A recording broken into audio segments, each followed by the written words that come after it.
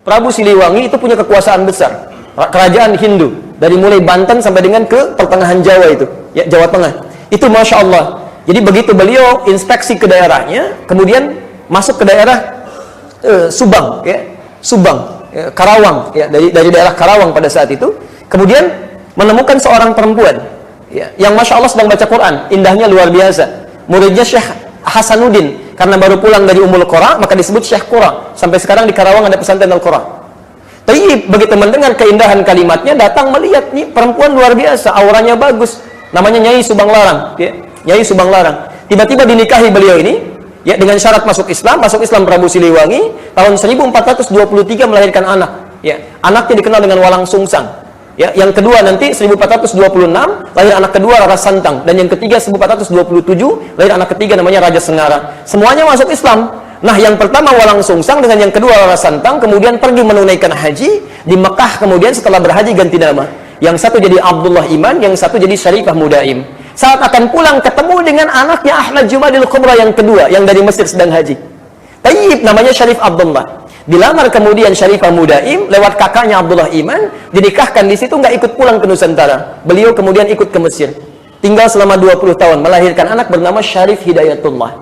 Ini yang kemudian pulang tengok kakaknya yang punya kekuasaan di wilayah Gunung Jati sampai diberikan gelar Sunan Gunung Jati pada saat itu.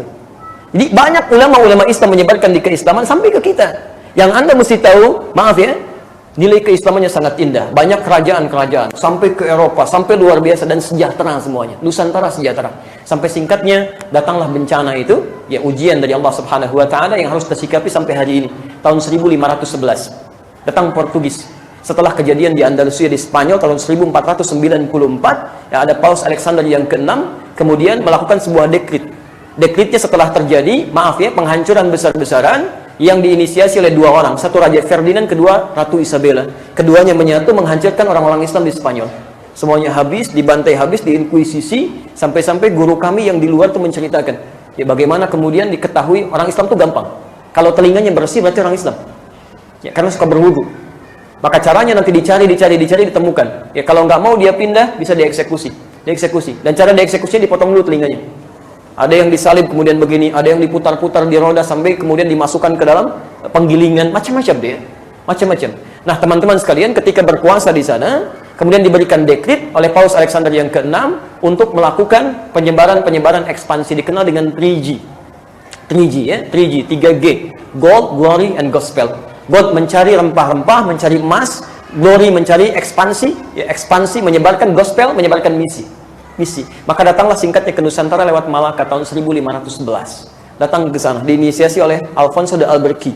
Datang dengan membawa ekspedisi. Bahkan tadinya nyasar dulu, Pak. Bukan ke Malaka, tadinya nyasar ke Goa, itu ya, ke daerah India.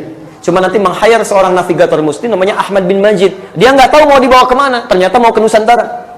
Masuklah lewat Selat Malaka, di situ menyebarkan keonaran. Padahal ketika Islam memegang teguh kekuasaan di Nusantara itu bagus, Masya Allah. Dengan Hindu baik, dengan Buddha nggak ada masalah, dengan sekitaran nyaman, tenang. Begitu datang Portugis, tidak ada, semua emas-emas kecuali lewat kami. Kalau tidak mau diserahkan senjata, maka diambil, dimonopoli dan sebagainya. Langsung mendirikan pusat ibadah. Pusatnya disebut dengan igreja. Itu dari bahasa Latin, igreja. Orang kita kemudian menyebut dengan gereja. Jadi kata igreja asalnya. Ya. Oh, ini mohon maaf ya, ini kajiannya kajian ilmiah ya. Dia tidak mempersoalkan hal tertentu. Kalau nanti ada keberatan, kita berdiskusi secara argumentatif ya. Baik, jangan diambil sebagian lalu tiba-tiba besok saya jadi tersangka misalnya. Agak repot ini hari ini. Mohon izin ya, panitia tanggung jawab itu. Tawakal pada Allah ya. Buya Hamka aja ada dalam kebaikan insya Allah. Jadi teman-teman, disebut sebagai igreja pada waktu itu. Langsung didirikan. Jadi begitu datang ke tempat bikin igreja. Ya, sampai kemudian kalau kita punya ibadah pekanan di hari apa? Jumat kan? Hari Jumat, maka mereka 2 hari setelah itu pergi ke gereja. 2 hari setelah Jumat hari apa? Nggak ada Minggu. Ahad. Minggu nggak ada dulu. Ahad adanya. Ya, Sabtu, Ahad mereka berangkat. Lalu orang bertanya, ini mau kemana nih orang-orang ini?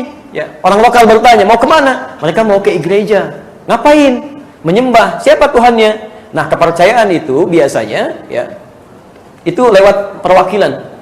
Ya, jadi kalau mereka menyembah dari kalangan misi itu langsung pada Tuhannya lewat perwakilan. Disebut dengan santan. Makanya kalau kita kan mau memohon ampunan dosa kan langsung kepada Allah ya. Minta, kalau ini enggak, penebusan dosa datang dulu, mengakui kan. Kemudian setelah itu lihat perwakilan baru dimohonkan. Ya Bapak, saya mohon maaf selama ini saya berbuat salah begini di balik dinding atau di satu tempat. Nanti bapaknya mengatakan baik begini semoga kau diampuni, infak sekian. Ya, misalkan kalau bapak salah kemana minta ampunnya? Enggak ya, itu kalimat yang lain. Nah, jadi lewat perwakilan disebut dengan santa. Ya, santa yang dikenal pada saat itu disebut Santa Domingo. Jadi kalau ditanya mau kemana nih ibadah ke Santa Domingo, Santa Domingo, Santa Domingo. Orang kita sampai sekarang nggak suka yang panjang-panjang.